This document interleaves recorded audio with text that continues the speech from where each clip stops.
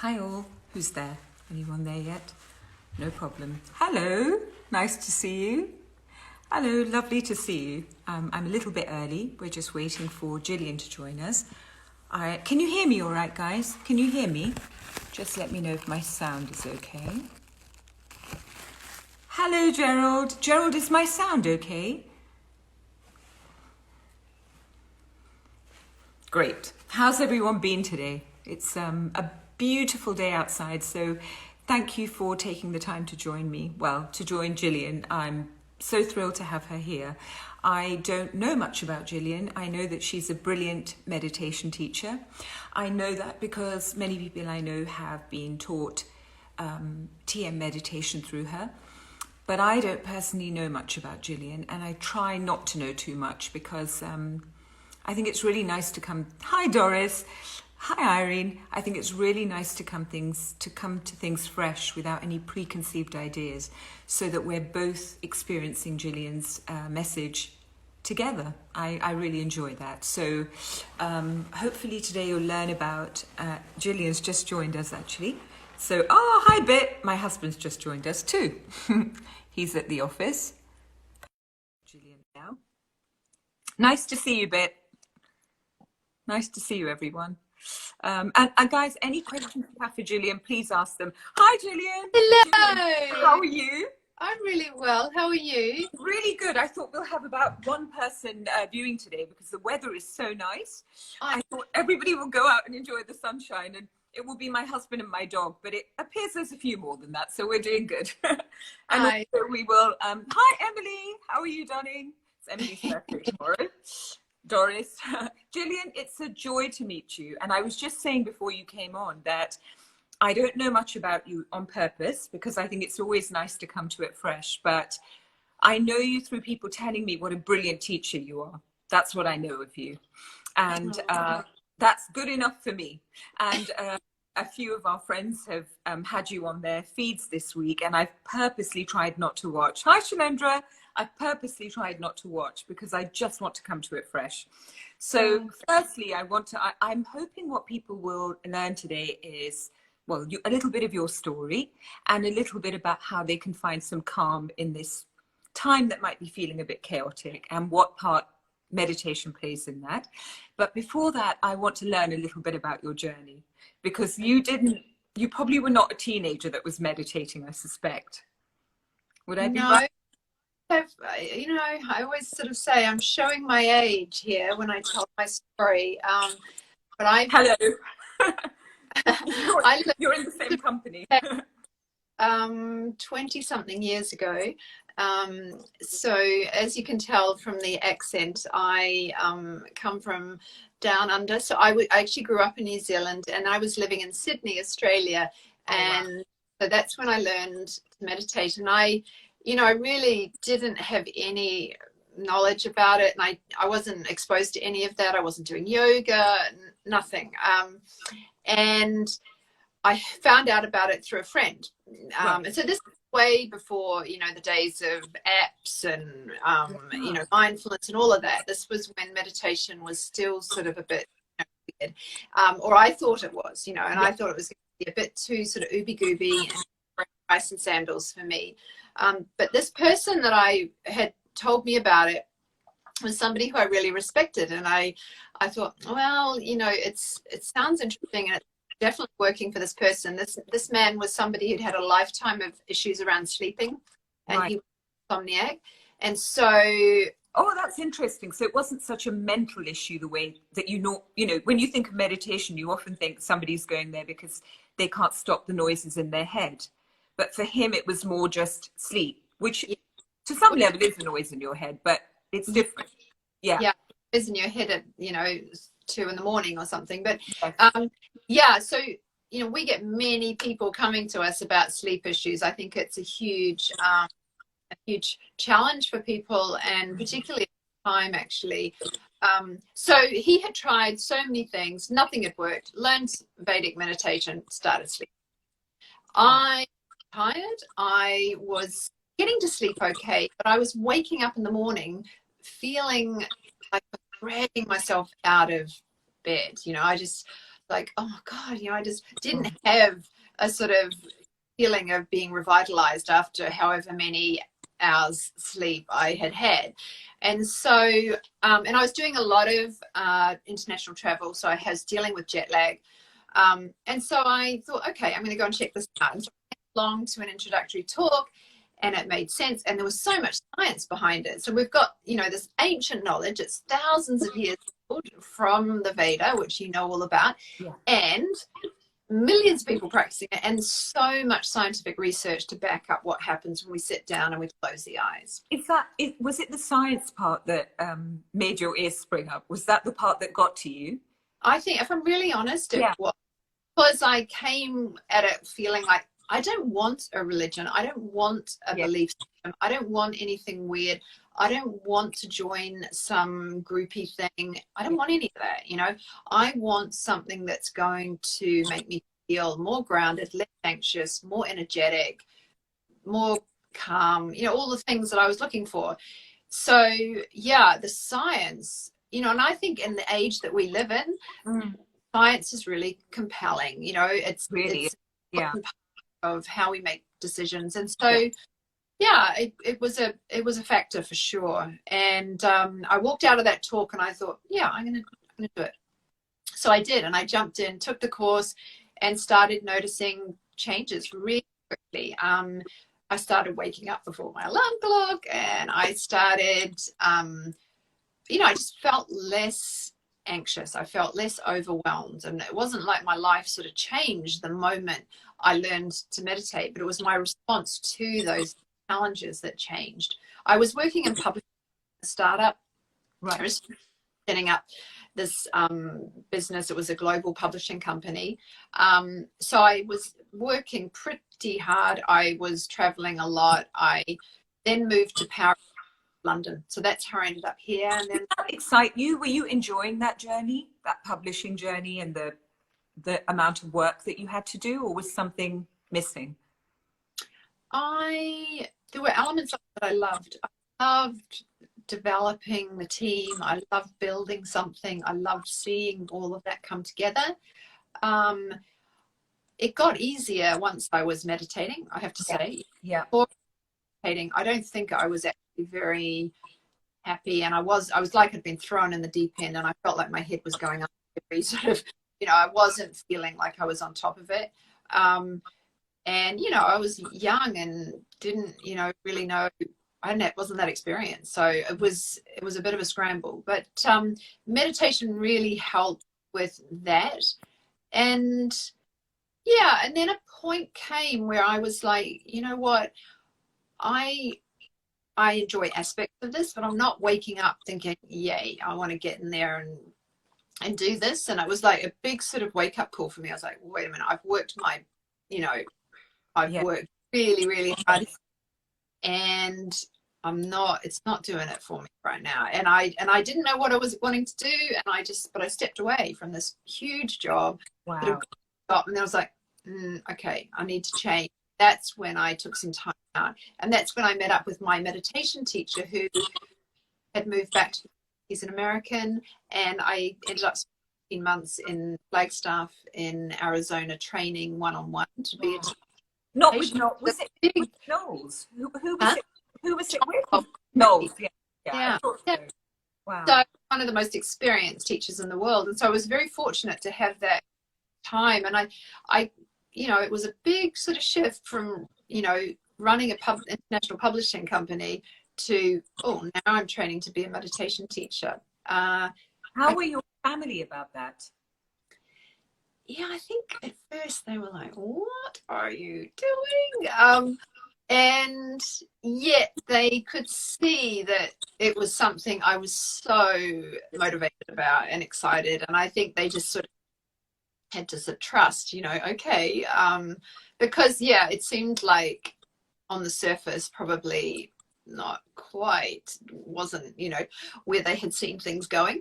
But just better. And I always remember my dad saying to me, he said, are you happy? And I said, yes, I am so happy doing this. And I was like, he said, okay, if you're happy, you just keep going. So I came back to London, but in 2003, and I was starting to teach.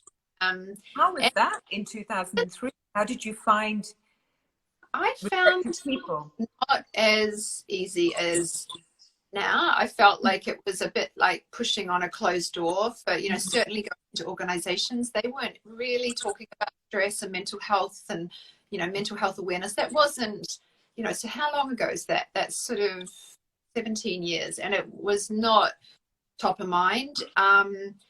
I just started building it organically, you know, one meditator at a time. I was teaching from my flat. I was doing some consulting in the city, and I was doing that 4 days a week, and I was building up the teaching.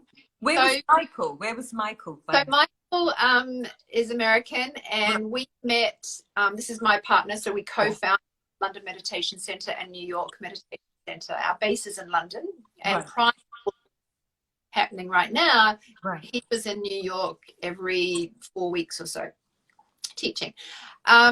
So we met through meditation. He had learned from Tom in LA. We met in India on a meditation retreat in 2005, and then he moved here. He trained to be a teacher. He also came from a publishing background. And I'm teachers, and we have a daughter, Loie. Is about to turn 7. She's been taught, right? Yeah. So Loie, she learned maybe a little bit earlier than normally, just because she's sort of surrounded by it. Normally I start teaching children around 5 or 6. I think maybe Loie was like 4.5, 5, around then.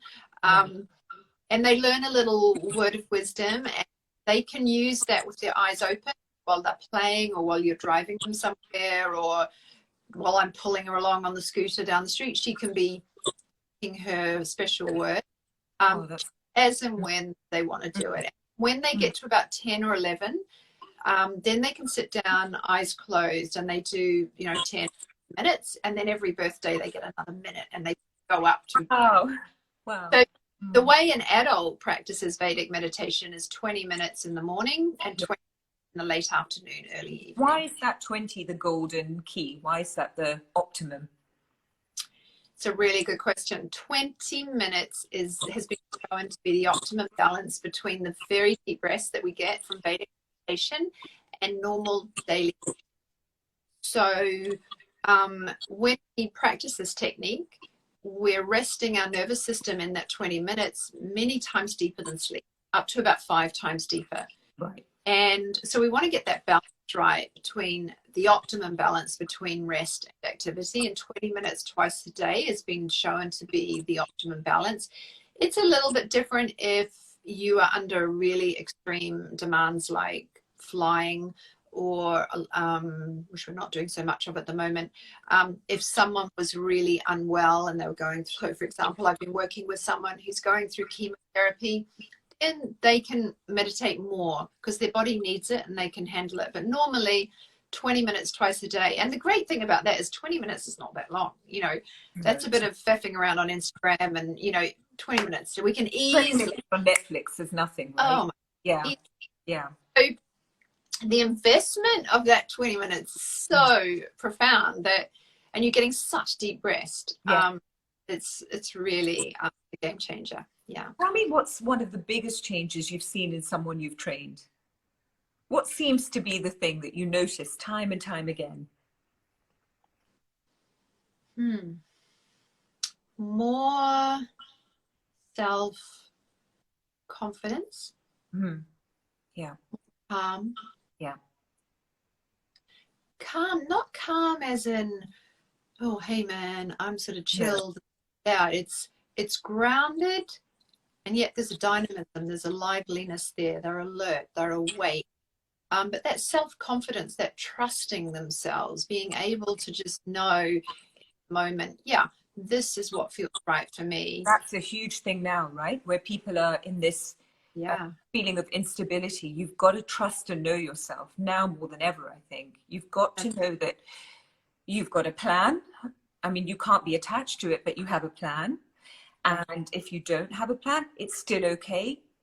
You will be guided. And Do you now at the moment offer online courses then, because people can't come over to you? We no, we offer online introductory talks, and this is the first step always. Is we were doing these, and it's 1 hour, and now we're doing those on Zoom. So you can sign up. You can go to meditationcenter.com. You can sign up for an intro talk and do that research. Hear about the research that lies behind this technique, understand where it comes from and how it works and why we would do it. Why are we going to sit around with our eyes closed for an exercise a day? You know, we need to answer that and look at the effect of brain functioning, look at the effect of chemistry, look at the effect of metabolic rate, all that are a cascade of benefits that come with this. So that's first step. Do that research and understand it, and then know, well, yeah, there's a resonance here. This feels right, or this feels good. Now, we are purists around this. We are not going to cut corners on this knowledge. This knowledge is 5,000 to 10,000 years old, and to teach somebody in sort of over the internet would be a massive deviation from the commitment that we've made to teach this knowledge of purity. So a time is coming relatively quickly when we'll be teaching again, socially, distanced, safe, and that's. Can you feel that coming soon? Can you feel it coming soon? Yeah, it's coming. And we will do that very carefully. There'll be smaller course sizes, which is going to be wonderful for people because they're really going to have, that intimate experience, and yet we're going to do it very safely. And then the knowledge stays pure. Knowledge, like, as I'm sure you know in the work that you're doing, which is so important, that here we have this ancient wisdom, and it's pure, it's available to us, that purity today. And for us to break that commitment and start to cut corners and give it over the internet, it's just not a way that we're going to go. We want to maintain that. And so what we're finding, it's very interesting. I had somebody who's absolutely desperate to learn. She said, just knowing that this is coming for me and that I've committed to this personally and on every level, it has just helped me so much. And I think, now's a time for developing ourselves. Now is a time for strengthening ourselves and getting information that's going to help us go forward, and getting those tools in our toolkit. And meditation got to be there. It's just so important because, as you say, we are dealing with a lot, and we are going to continue to deal with a lot. And so how do we build those tools that will give us the balance and the resilience and everything that we need? And because so much of what we're feeling actually is mind-made, because in this moment you're safe, I'm safe, everybody that's listening is safe, we're very, very lucky, right? But there's so much mind chatter going on that says this is not right, that is not right. And I guess that's the power that meditation has, is to say, actually, in this moment, it's all right. And we'll deal with the next moment when it comes, but we're okay. I think great. It's one of the great developments that happens for a meditator relatively quickly is that they no longer get sucked into the pull of speculation and working out the imaginary future, and are more and more able to hold the present moment, because the present is the future in the making. If I'm not available to the present, then all the seeds of the future are right here, right now. And as you say, when you settle down into that simpler state of awareness, you realize, okay, everything's okay. I'm supported by this chair. I can breathe. Everything's fine. And yet what happens when we're stressed is we get caught up here in the mind, and we're either rehashing the past and beating ourselves up about things that we did or didn't do, or we're trying to speculate and forecast, and well, maybe that will happen. We should do about that. And we're not present, So when we get rid of all that stress and agitation and fatigue, which is what meditation's doing, we're able to hold the present in a completely different way. And now, when did Ayurveda Ayurveda's, of course, a part meditation, Ayurveda, it's all one. When did that part of it, the more, the food, the herbs, when did all of that come into your life? So was it meditation first and is that how you would recommend people do it, in that sort of order? Vedic meditation and Ayurveda come from the Veda. Veda means knowledge, truth, yes. Pure knowledge, a body of knowledge which is 5,000 to 10,000 years old. For me, it was through meditation. Meditation is a process of expansion of awareness and consciousness. It's a consciousness-based technique, and everything in life has its origins in consciousness, in that least excited aspect, that state of being, our ground state. And so for me, a natural outcome of being less stressed and less tired was that I started making more conscious choices and more conscious decisions about what I was eating and when I was exercising and what time I went to bed. And so some of that started happening organically and naturally. I was just more tuned into myself.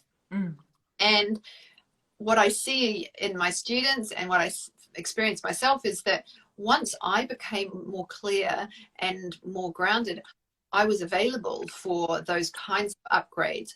Well, what other knowledge is there that I can use to support myself? Because what we consume is incredibly important, and that could be what we drink, what we eat, what movies we watch. It's consumption.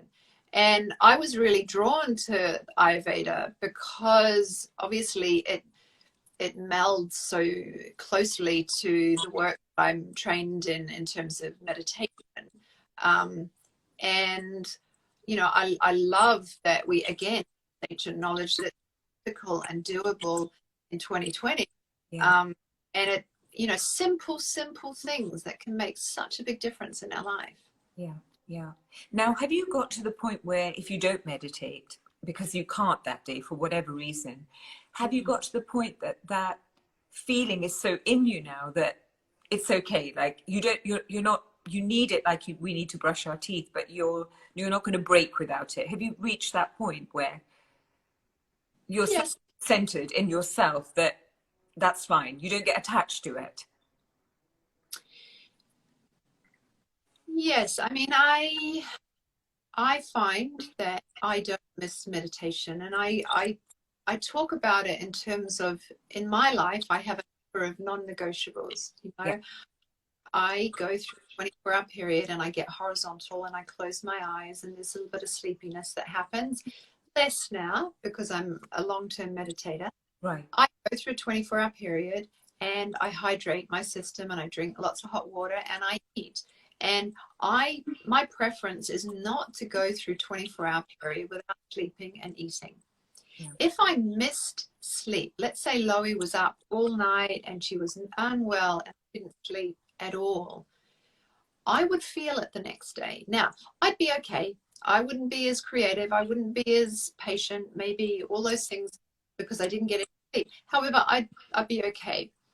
If I missed 7 nights of sleep, now we're starting to get into territory where I'd be feeling very unwell. So the same thing. One night. So if I missed a meditation, it's not going to damage my system. However, but I might notice it. I'd feel it. But if I miss 7 days of meditation, I'd be like, whoa, something's off. Now, someone said to me, "Oh, I think you're addicted to this meditation." Not a bad addiction. Well, I think, let's get clear about that word, because it's pretty loaded, Yes. Everybody. Yes. We have dependencies. I'm dependent on water and fresh air and cuddles and food and da-di-da.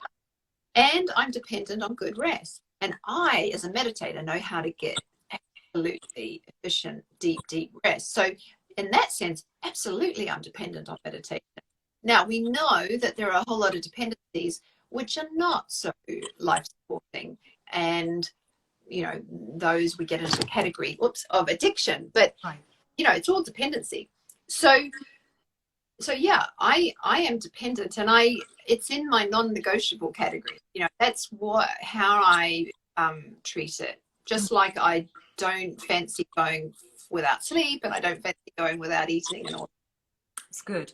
And Jillian, you were saying earlier that you're not going to be teaching online. Now, there are so many online meditations, so many. It's like everywhere you look, and maybe I receive more of them because that's the world I travel in. But what do you feel that that's doing for people then? How, I mean, is it a good entry point for people, or? I think it's great anytime somebody starts to explore this whole aspect of themselves. And anytime somebody makes a decision to not get glued to their phone, and they can sit down for a moment and close their eyes and just tune into what's going on with their breath, body, brilliant. You know, But Jillian, so many of these things are on the phone. That's the problem, isn't it? yeah. So here's the rub. Yeah. So one of my students, you know, he said to me, look, he said, I've been doing this app, you know, and it was the reason I was doing the app was because I had issues with sleep, coming back to what we were about before. And he said, all of my sleep hygiene, you know, had told me, do not have your devices in the bedroom when you go to sleep. He said, this app meant that I had my phone right next to me, the very thing that I didn't want to have. And, you know, he said it just felt so counter to what I was trying to do. Now, look, I think everything can have some value. And what I experience is many people who have now tried a relatively easy entry point. People think, okay, I'm going to download this. I'm going to have a certain experience. And what is great about that is, okay, there's some settling down. Is it going to give you the profound depth of a practice like Vedic meditation? No, it's not. But it's a start. It's sort of like rungs on a ladder. I think the watch out is if somebody tries that, and what I find is that they find that that's not a practice that they want to do every day, that they are adhering to a regular daily practice. They do it for a while and then they get sick of it, or they give it away. It doesn't seem to different to what our students experience. And then if they have that experience and they think, oh, well, I tried meditation, didn't work for me, but I've done that. I'm not a meditation kind of type. And they give up that whole sort of exploration and that whole journey. That would be a shame, because I would say to them, actually, you haven't really tried meditation. Meditation is easy. Meditation is a natural thing. Anybody can do it. Meditation works straight away. When you know how, it's going to deliver benefits immediately. And it's easy peasy. It's not like, because so many people come to me and they say, God, I could never sit there for 20 minutes. How can I possibly stop the thoughts? And this is because so many of those apps and practices involve concentration and trying not to think and blocking things out, and you're guided through some experience. And in fact, what we teach is how to work with the nature of the mind. And the way that we do this is we teach mantra. And the mantra is very specific to you, and it has a very download. Is it a download that you get? Is the mantra a download? No. How did you choose? When we meet you and ask you some simple questions, right? It's pretty straightforward. It's not complicated. It's very specific. So it's based on a number of criteria: your psychophysiological type and life stage, and what, and also has an impact. So not everybody has the same mantra. There are certain mantras that work best for certain groups of people. And these mantras are very, very powerful sounds. They're meaningless sounds. We think them silently when we practice the technique, and they automatically settle down the mind and bring us into that very, very deep state. And the body rests, therefore, very deeply, because as is the mind, so is the body. And then the body, when it's resting, it can release the stress and fatigue. So it's also good for then immunity as well, because the body is actually it's renewing itself in that moment, right? It's healing and it's restructuring, activating the inbuilt fighting mechanisms, the lymphocytes, you know, that are out there scavenging up overproduction of cells and dealing with bacteria and dealing with viruses. What we see in the research is an uplift in the production of those. So the biochemistry of the body is changing very distinctly in favor of a more resilient immune system. Also, most important is that stress levels are being reduced. And the number one thing that's going to weaken our immunity is stress. The stress system, fear, chemistry flooding through the system is going to make us less resilient, and it will age us rapidly, and the system will break down. So meditation is clearing out stress fast, and that is going to make us stronger and more resilient for sure. And the research is very clear on that. It's just incredible. And you need nothing but yourself, and that's the beauty of it. It says there's no tool you need than just the mantra in yourself, so you can do it anywhere, anytime. It's an extraordinary thing. And can you see ever a time where it will be in hospitals, where it will be the NHS will take it up and it will become part of healing? Can you see that happening? We teach a number of doctors. My great wish right now, and I've put it out actually to our patient community, is I want to start teaching for free to any NHS staff. Wow. If you know somebody, please introduce me, because I'm on a mission to get it in. Now, we have a number of doctors and nurses who are practicing meditation, but they've done that of their own volition. It's not something that we're doing from a broader perspective, and we want to. And absolutely, these people they need it, and they would benefit hugely from it. And if there's a way that we can support that community, prior to all of this happening, I've been doing a similar project with teachers, and we've been going. I was going to say I'd love it for teachers, because they have so much pressure on them. So much pressure, and they're not actually allowed to really. They don't have much authority. They have to be really careful what they say, and yet they are spending maybe more time with a child than the parent is.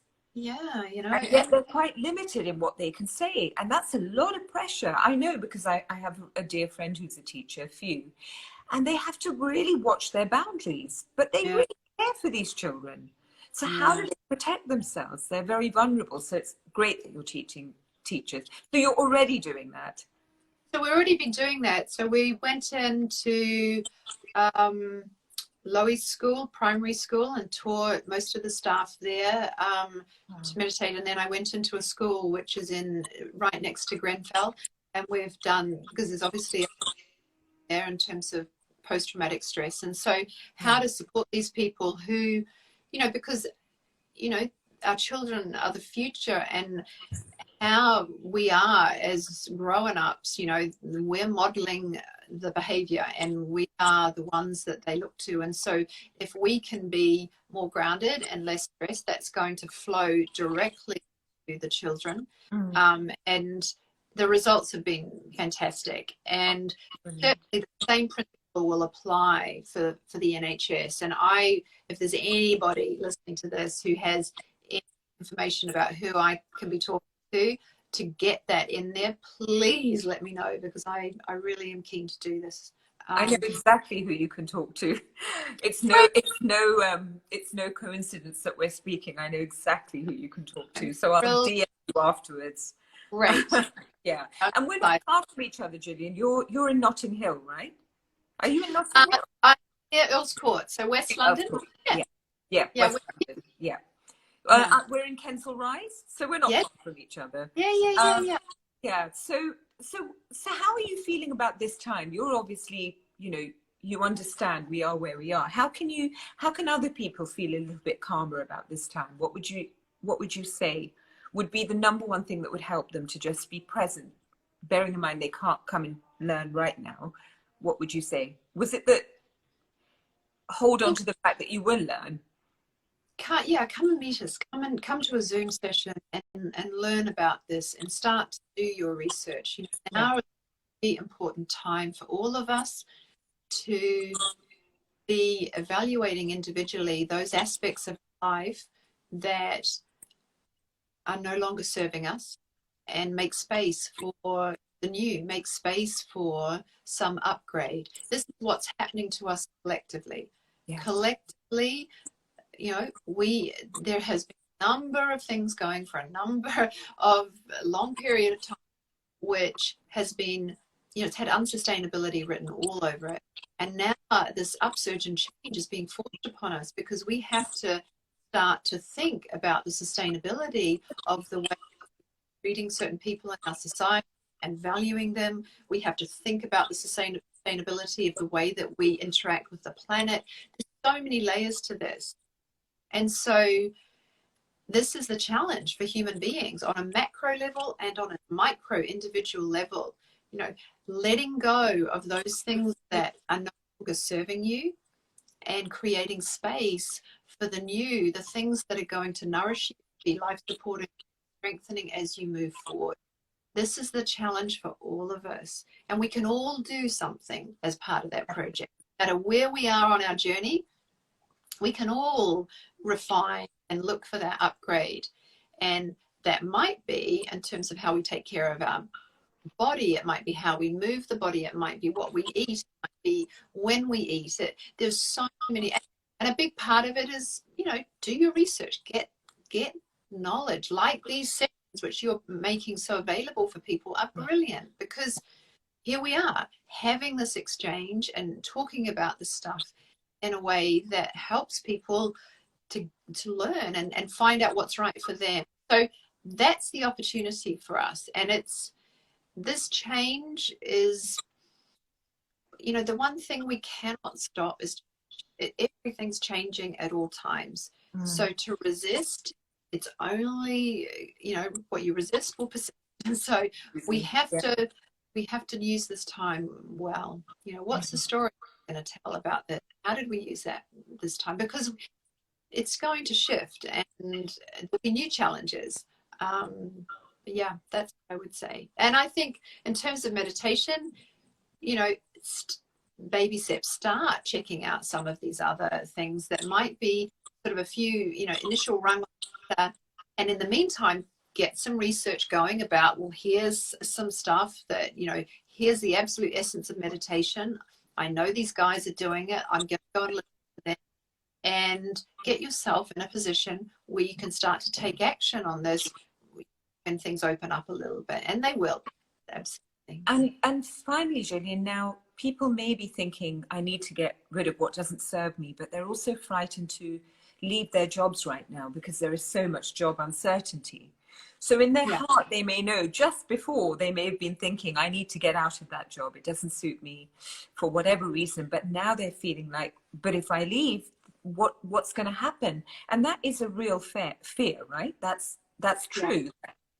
Yeah. What do you suggest? Well, I think funding mechanisms are important. You know, we need to have funding mechanisms. So, you know, where there's a high degree of uncertainty and we might have less options, then we want to take care about some of the moves that we make. I think it may be, okay, I have this funding mechanism. I know deep down that this is where I'm in the medium to long term. However, right now, I need that for the security of my family. So I allow that funding mechanism to continue as best. And at the same time, I'm going to give some of my attention to developing this aspect, which I feel absolutely drawn to. Maybe it's some other thing that I want to develop. I have a business idea. I have an area that I want to train up in. Finding ways that I can build my skills and my expertise and my contacts and all that in the area I'm really passionate about, and allow for the funding mechanism to fund you doing that, so that you're not feeling like, oh, I'm just throwing everything into this, but actually there's something there which is which is serving that inner need for something deeper and more progressive, perhaps, than what the funding mechanism is doing. We all need funding mechanisms. Yeah. And as long as the funding mechanism isn't preventing you from giving some attention to what it is that you are really wanting to do, then fine. And I think in these times, yeah, we want to take some care, and we just want to, you know, go, you know, small steps. And but by putting your attention on the thing that you're really drawn to, the balance will shift over time. This was the thing for me, you know, when I was going into the city and, you know, working 4 days in there, and then I was teaching meditation. I wanted to be teaching meditation. However, I needed to pay the rent, and I needed to, you know, and I knew that I needed to kind of balance. And then I could feel this one growing, and then a point came, was like, okay, funding mechanism can go. Yeah. Now, Nice. Yeah. So there's no rush, I guess. So what's is it Rumi that says what you're searching for is searching you? It will come, right? It will come. You just make yourself available for it, you know, learn the tools that are going to keep you balanced and grounded and awake, so that you can tune into those cues nature is giving you. Nature is giving us all cues all the time. Yeah. It's a question, can you see them? Yeah. And when we're tired and when we're stressed, really hard to tune in to what it is that nature is offering us. Yeah. Yeah. Did you go to that? Did you go to the ashram in where is it? Pondicherry. Did you go to that ashram, or did Michael go? I have been to Pondicherry. We do our retreats in Rishikesh. So Right. we go to an ashram up there on the banks of the Ganga. And Wow. Rishikesh has sort of the home of it's the foothills of Himalaya, and right on the banks Is that of the... once a year? Is that once a year you do that? Yeah. Yeah. Yeah. So more about this year. We were planning to do it in October, but I don't know. That's all a little bit up in the air at the moment. Oh, it'd be amazing. Amazing to do that. What is that, a week? 12 days, and it's such an amazing immersion meditation, and really getting into the culture and swimming in the Ganga there. It's beautiful. And actually a friend sent me a video the other day of the water in Ganga right at that spot, and it's so clear, and it's just, you know, in this time of lockdown, it's so quiet. You can hear the birds. It's you just want to drink it. It's amazing. So yeah, it's a very, very special place. But I think, you know, we'll have to see. I can see people.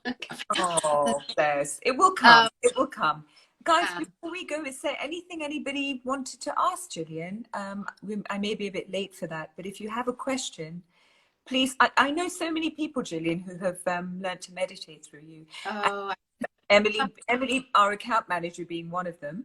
And I see exactly what you mean. These people have a confidence and they have authority, and they have presence, but they know themselves. I think that's the thing. They know themselves. There's no doubt in what they're thinking and what they're saying are aligned. Yeah. And until I meditated, I would probably say one thing and be thinking another. And it was out of a desire to please, which was out of a desire not to be disliked. And then you learn to meditate and you think, that's okay. I'll be okay whether they like me or not. It still happens sometimes where I'll do that. Still happens sometimes. Yeah. Where, you know, but I'm aware of it now when it happens. Yeah. And now it's generally more because I don't want to hurt someone, but it's dishonest to not tell them the truth. That is hurting them. So you do have to just say how you feel. And it's wonderful. Yeah. You know, finding the ways to bring the sweet truth, you know. There's be an unsweet truth and there can be a sweet truth. Yes, you don't hurt people. Yeah. And knowing yourself and feeling confident rather than outsourcing your decision making based on what somebody on Instagram says, or some, you know, what your mum says, or whatever, you know, to actually be able to tune in to what that inner voice, you know, your intuition is actually, I think for me, one of the most important things that I've gained from my meditation, and from that comes that sense of confidence that you're talking about. So important, particularly when things are a little bit stirred up and churned up in our environment, and there's such a hypnosis of social conditioning and misinformation and drama and all of it being whipped up, and all of that coming from a place of fear and stress. The more that you can actually trust yourself, the better. You're going to make better decisions. Sorry, one more question, Jillian. That drama, when you're living in a very cramped environment as well, and a lot of people, unfortunately, are living in very cramped environments. There's no outside space, and they're with their families all day, and they're being triggered. And yeah, so I guess, as again, it comes down to maybe doing the 1 hour with you and getting some tools, right? To be able to then find their own space in here so they can cope with what's going on. Yeah, and I think finding those small moments where you actually can have some personal time, just whether that is putting on the earphones and just reading a book, or finding those little ways, getting out and going for a walk, give yourself some space. And I know particularly for all those introverts out there who are who just need a little bit of time to recharge their batteries, and that needs to be a little bit of solo time. It's just finding those moments and nourishing ourselves in that way. And I think that's really, it is challenging. It's really, really challenging. And I think one of the things then that is incumbent upon us is to be really discriminating around the media consumption. Where are we getting our information, and how much information are we getting? Because that also adds to all of the whipping up in the environment. I think taking some care around that. We want to stay informed. We want to know what's going on. And do we want to be consuming all that drama? Because what you consume, you become. Yeah, absolutely. Yeah. There's something that we could all be a little bit more rigorous around, because there's a lot of rubbish out there. There's a lot of fear-based, whipping up and speculation, and it serves none of us, So I would say that's something to keep an eye on. Yeah, definitely. Something I struggle with is talking to you and trying to read messages. I find that near impossible. I find it so rude, because I'm talking to you and I don't want to ignore these lovely people, but I can't do both things at once. How can people do that? How are they able to do that? It's a superpower. I can't do it. I'm so sorry. They don't. What? And I need glasses too, so that doesn't help either. They don't what, Jillian? They don't what? They don't treat me like a human. Can anyone see this? Bless you. I'm so sorry to hear that, darling. Just find Jillian, right? Just go and do an hour, and come and meet us via Zoom, and come and hear about this and learn and start to take a step forward when we move and we. No, you're not crazy. Of course you're not crazy, darling. Of course you're not crazy. You just need a little bit of time. That's all. It's all good. It's all good. And I'm glad you're here and you're sharing that. It's all good. So, Jillian, thank you so much for your time. Thank you so much. And I hope we get to meet in person someday soon. Yeah. And really kind of you to give your time. And we'll, of course, share your details on our Instagram account. And I'm going to send you a DM, which will show you the divinity of everything. When you talk about the nursing, it will show you the divinity. And I think it's all around us. I really do believe that, Yeah, well, that's, as you were saying, it's being aware, and awareness is 50% of the game. Being able to recognize these little moments of coincidence that are happening all the time, and everything's happening for a reason. Absolutely. For a reason. Absolutely. Thank you so much, Jillian. Thank you so much. It's such a pleasure. I'm so looking forward for us to meet in person sometimes. Definitely. Yeah. See you soon. And thank you to everybody for tuning in. Thank you, Gerald. Thank you, Emily. Happy birthday for tomorrow, Emily. Take care. Bye. Take care. Bye. Bye-bye.